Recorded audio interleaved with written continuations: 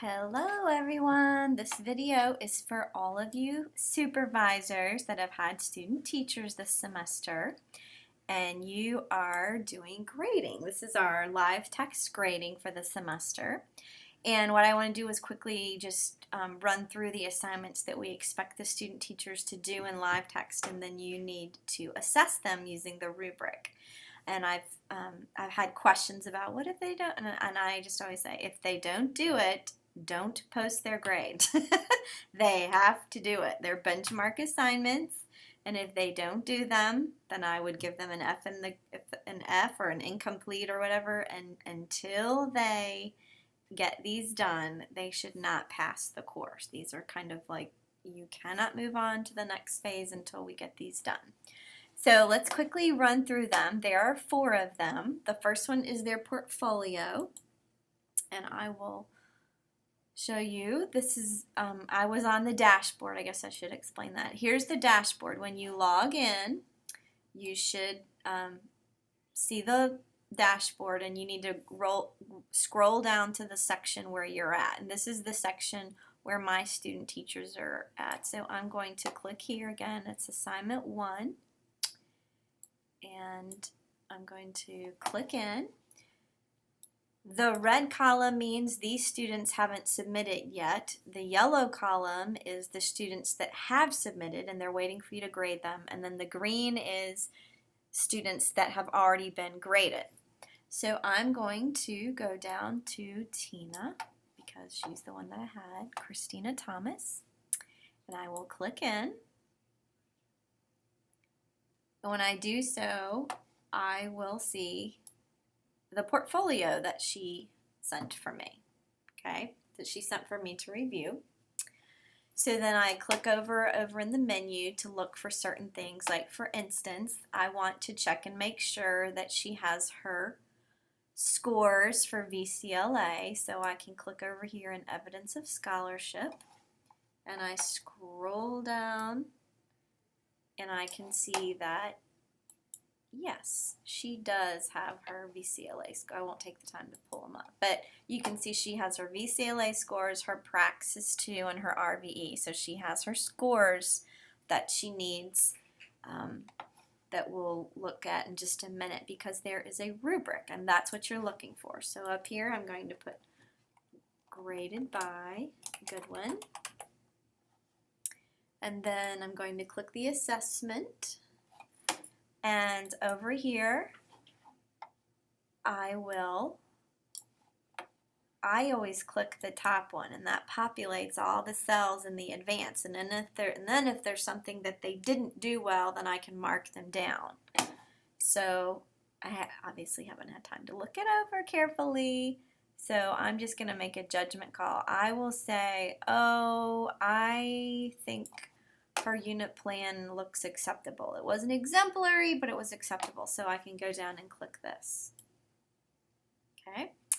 Then I need to find out, did she put all her things in that I need for her checklist? So I again go over to the column and populate that one. And then if there's something missing or something that isn't done as well, then you would just want to click over. So for instance, if I notice that she does not have the training for her child abuse prevention training, then I would click here. Now I will say, in this section, you really should not have any no's.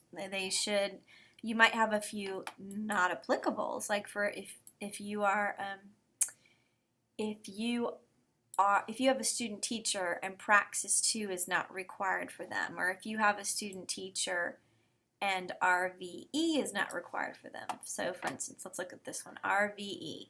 It's only for elementary and special ed. So if you are evaluating the portfolio of a secondary candidate, then you could click this one. This requirement is for elementary and special ed. So it's kind of like not applicable. But if it's applicable to the student teacher, they need to do it. So you would, if you cannot fill this out successfully, then what you want to do up here is go to request resubmission, throw it back to them so that they can include it, then you want to reevaluate it again. Okay? Now, assuming she has everything that she needs, again, I haven't actually graded this because I haven't looked through everything. I'm just trying to give you a simulation of how it looks to actually grade it. Then once, if everything's correct, if all these cells are filled out correctly, then you hit Submit Assignment. Okay? Now I'm going to go ahead and do that. And so Tina moved over here, but I will say that I did not grade it correctly. I didn't really stringently look at it. So I'm going to undo this assessment, because later after this video I really am going to go back and grade it. And you'll see she moved back over here because I need to regrade it when I have the time to look at it carefully. All right, so now I'm going to go back to the dashboard. That was the portfolio. There's 2 sections, and we filled out both of them, Part 1 and Part 2. The next assignment is the Field Experience Assessment. This is a template that the student teacher is going to fill out. And let me look for Tina again. Here she is. Okay, the field experience summary, I'm going to put graded by Goodwin. And I go down here, and here is where she uploaded her FES. The students go to the U guide or the advising guide, and they get the FES, they fill it out, they upload it here, so you'll click on that to open it and view it. I'm not going to take time to do that now, but that's what you would do when you're grading it. And then you want to go down and look to see that they have filled out the reflection part of the template. So you see there's these bold questions, and then they have to respond to the question. And here's the next one. Here's the bold question, and here's their response. So it should look like that they have responded to each of them. Now, it appears that she did not respond to this question. So again, I would go back and submit request resubmission because she didn't finish part of what she needed to finish. But for the sake of just grading this and showing you, we can go to the rubric. And she's elementary. So that's already filled out because I had already looked at this one before. Now I did hit not applicable on the middle school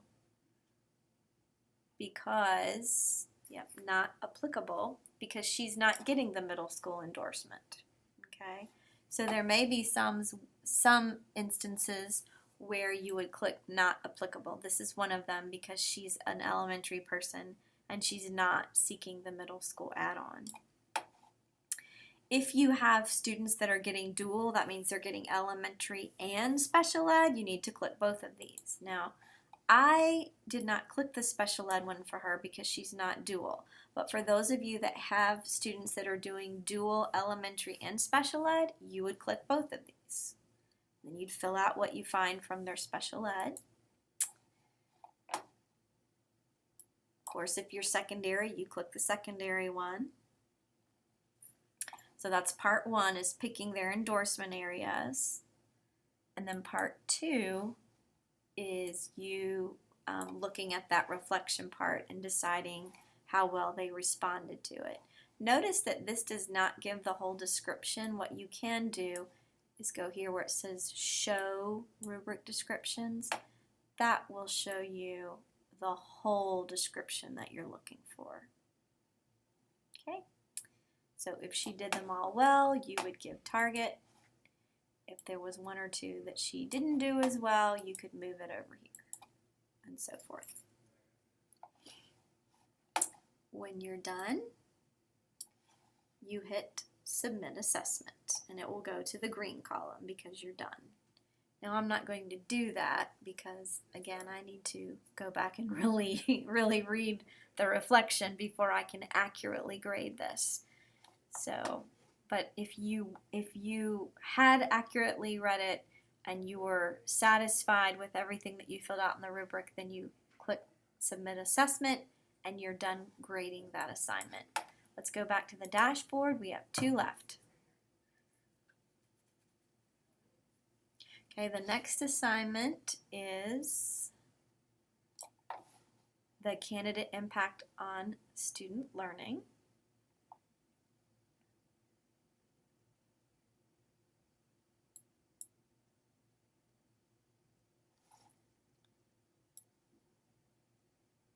And I'm going to go to, oops, this is not the right one, no wonder. I'm section 1. There we go. I wondered why they were all graded. Okay. Thomas, here she is. She's in the yellow column because she needs to be graded. Right, here's the project. And it's a template that they have to fill out.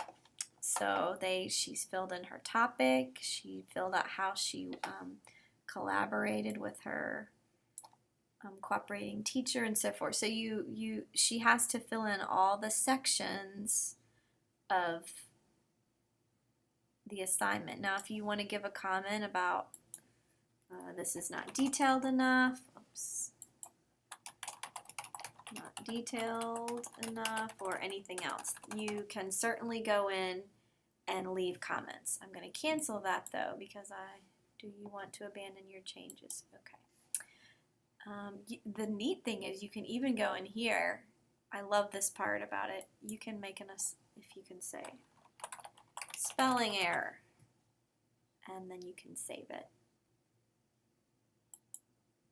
Actually, there is not a spelling error there, but so then I can go, oops, I did not want to do that. Okay. So I love the templates because you can actually go in and leave little comments anywhere you want on the page. So you go through it, see if they have responded to the prompts carefully. And there's part B. So here's the part that's the pre-part, and then where they give the pre-assessment, and then the instruction, what did they do to actually teach the skill or concept. Then part C, what did they do to give the post-test, how did they assess the learning after they did the instruction or intervention. And then part D is the reflection, where they go back and look and see how their students scored. So yes, it's a nice big long assessment. Then you grade by good one. I'm going to pull up the rubric, and then I have to click into each one. Okay, if she did them all well, I will give her this. Again, if she didn't do something right, then I can move it over, or not met, or NA. You have all the columns for whatever you need to do the assessment, and you just click in all of them. There are 4 sections of this one, so there's 4 little rubrics to fill out. When you're done filling out all the rubrics, and if you ever want to give a comment here or whatever, you can. There's plenty of places to leave comments. You can leave comments in the assignment, you can leave comments in the rubric, you can leave comments overall. There's definitely lots of ways that you can give descriptive feedback for the student. And then you click Submit Assessment. What we do need is all the rubrics filled in to run the reports. So don't just go over here and say graded by and give a comment and give them narrative feedback. Narrative feedback is fine, but you also have to fill in the rubrics or we can't run the reports that we need, again, for accreditation and so forth. So we need you to fill out the rubrics themselves. Last one, yay! Last one is grading their survey, and that's the one where they were to go in, and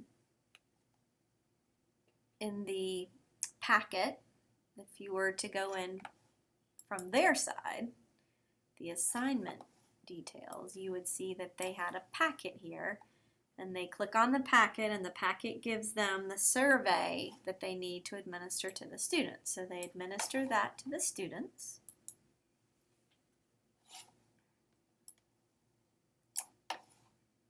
And then they submit it. Am I under the wrong one again? Yes, I am. You can see the importance of being in the right section, or you can't find the student that you're looking for. Okay.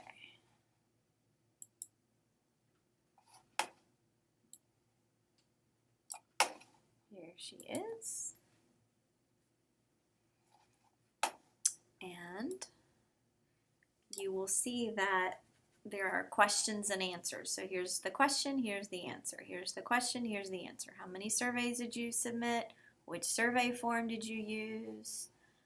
What's the percentage of completed questionnaires? Oh, she got 100% of them back. Here's her table. I liked that she actually, on the survey that she gave them, she did a little reminder of what question that was. For instance, here, the first question on her survey had to do with, do you feel your teacher listens to you? The second question was, do you feel your teacher helps you when you need it, and so forth. So she wrote her little table, but she also gave us a guide so we know which question it was, and then how many students gave her yes and sometimes a no. Here is her analysis.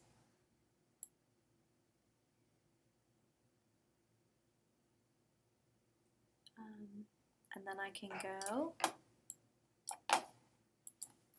after I've read through all that, fill it out.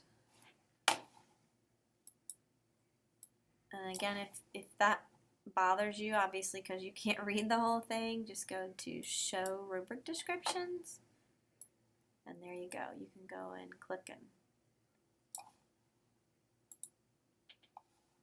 fill it in. And then, of course, you can give comments there, comments here, whatever you want to do. There's so many places to provide comments in live text. That's one thing I really do love about it, the ability to write little comments anywhere you want in the assignment. Okay, so after you fill this out, ooh, I don't want to leave that.